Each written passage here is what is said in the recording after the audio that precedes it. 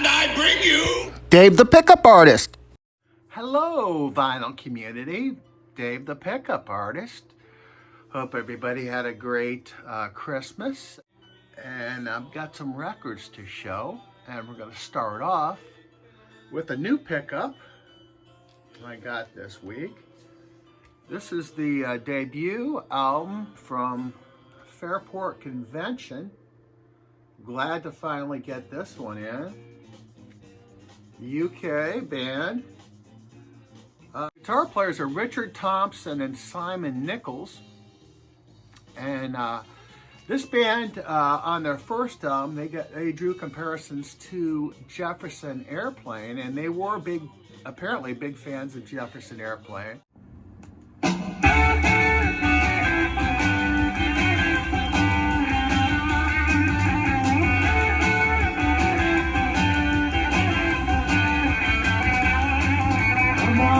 Keeps on telling me that this is no good, and my heart is aching and tells me I should, but only time will show the wiser.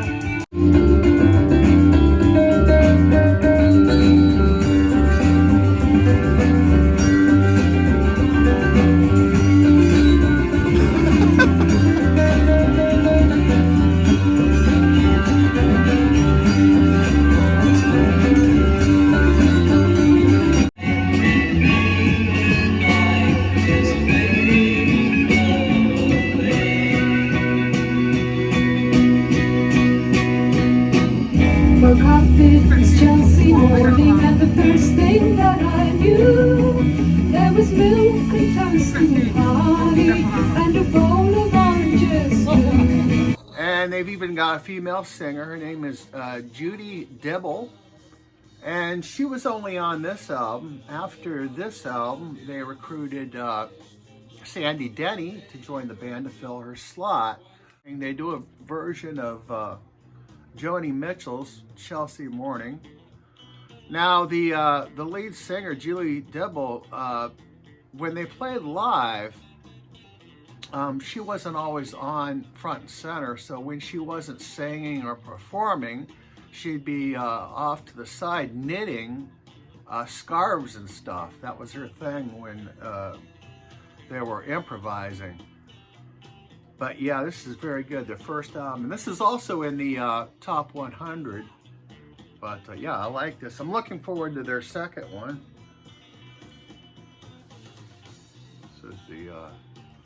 This is a reissue. Original copies of this will set you back about $300 million. We got us some good uns.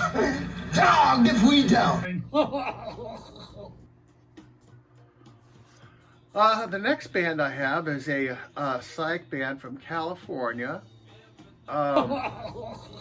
They named their band after a very potent form of LSD. Meet Clearlight.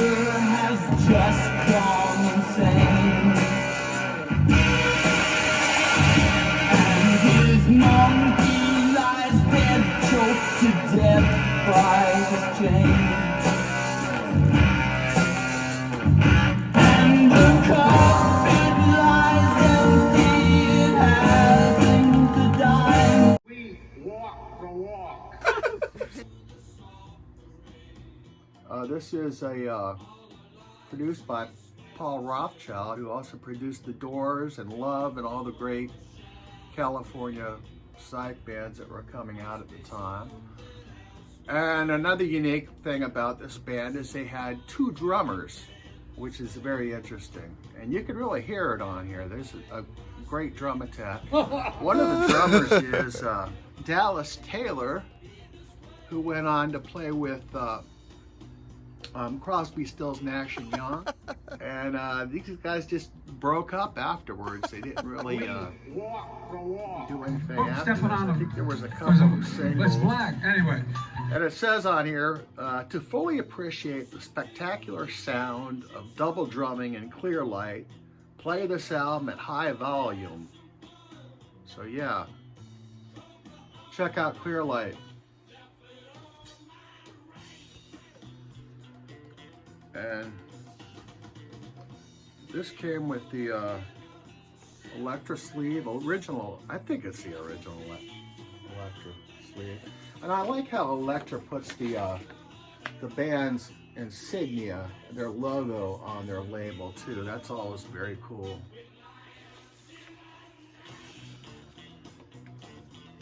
What's the hardest rocking psych band? A little bit. I think it might be Dragonfly.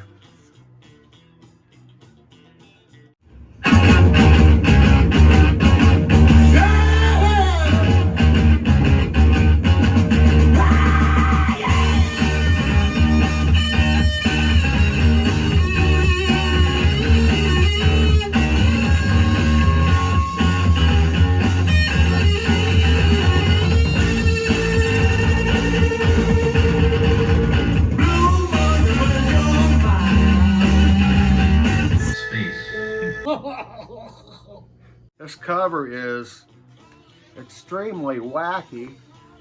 One of the problems is there's no name on it to tell who the band is. But this is a band called Dragonfly. And it's actually their second album, only their first album was under another name when they were known as The Legend. This is a reissue. It came with a booklet, and you will learn everything about this band. And there was a few bands they were before Dragonfly, and of course they never really, after Dragonfly, they packed it in. And this album also came with a 7-inch, which I don't have. I ordered it on Discogs, and apparently he made it clear that the 7-inch didn't come with it. But I am looking for the 7-inch. Now the 7-inch single is tracks they recorded as the band The Legend. You little bitch, let me out of this goddamn birdcage. Wanted to hear some live Doors, so I grabbed Absolutely Live. I think this is their first live album they put out, and it's a good one. It's not chopped up. You actually hear what's going on.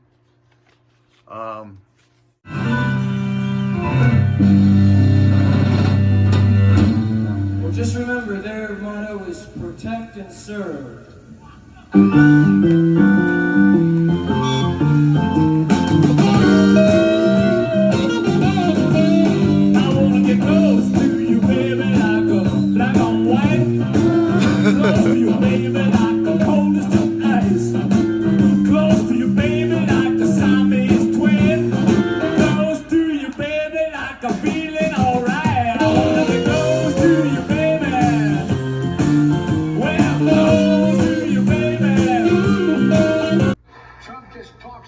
We walk the walk.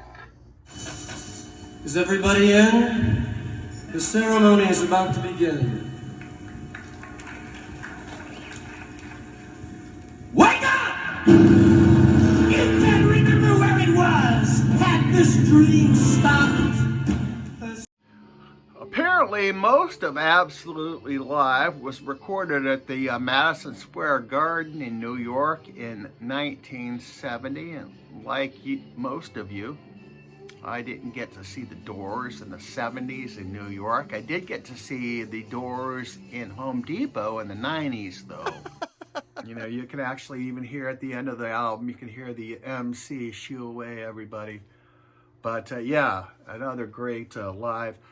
I'm looking at trying to find some reviews of the new Doors album they will put out on Record Store Day, live from Bakersfield, but I haven't seen anybody show that one yet. I'm sure I will. But yeah, that's a great live album. Two records set too, but and they put out several other live albums. One was called Alive She Cried was one of them, and there's several. Cops, one white, one black, one blonde. The Mod Squad. The next album I've got is called The Electronic Whole.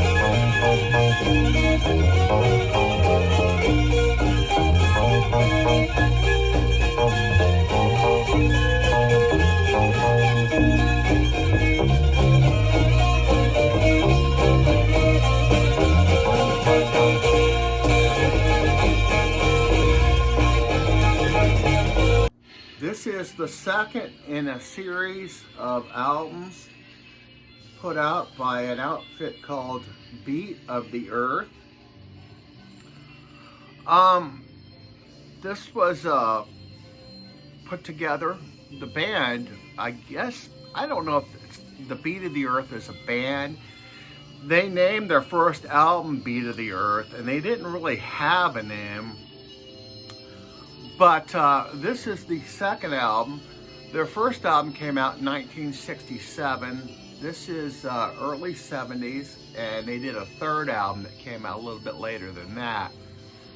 And this was put on by a guy by the name of Phil Pearlman, who had some musical background, and he had a couple of surf singles, and I believe he did a B-movie soundtrack, stuff like that. In '67, he put together this band of mostly people that were in a big commune. Every time I see the sign, all the reasons and the rhymes and all the things I want to know. Every time I see it go, gotta find the time of day, every day. Everybody's here now, I know I'm all the way, I'm on the wall.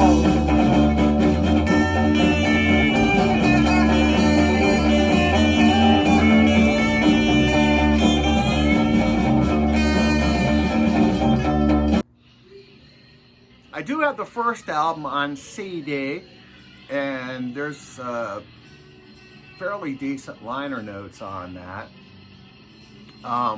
But if you like the first album, you'll like this. The first album is two sides of basically one long improvisational jam, and this is about the same thing, only these are chopped up into smaller tracks. And if you listen to both albums, you can tell that a lot of the same instruments and probably a few of the same musicians were a part of this project also. Yeah, this is great, and the first album is great. I have not heard the third album from these guys. I believe it's called Relatively Clean Waters, and it came out in, I believe, the mid-70s. But yeah, there's more to the story on these guys, or this guy, Phil Pearlman, but that's for another day. Hopefully when I get one of the other two albums out there. And finally, I got to visit my brother and his family in Texas, and got to check out a cool rig that he put together. He is he likes to tinker with vintage receivers, and he put together a cool rig for my niece. Very cool Pioneer receiver with custom speakers. Very cool. And I'll see you again real soon.